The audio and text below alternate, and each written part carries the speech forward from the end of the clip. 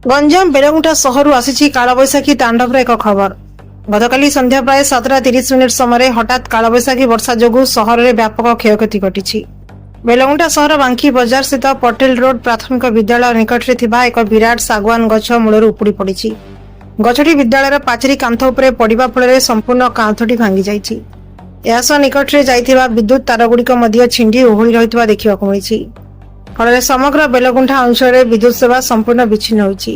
सबुठारु चिंताजनक विषय होछि बांकी बजार बेलगुंठा सहर एक मुख्य वाणिज्यिक स्थली होता बेले यह दुर्घटना जोगु सेठारे यातायात संपूर्ण बाधाप्राप्त होइछि। दीर्घ समय धरी रास्ता उपरे गछ एवं विद्युत तार ओहଳି रहितले मध्य याकु हटाइबा पई प्रशासन पक्षरु कौनसी तत्काल पदक्षेप निया जाय नथिबा अभियोग होइछि।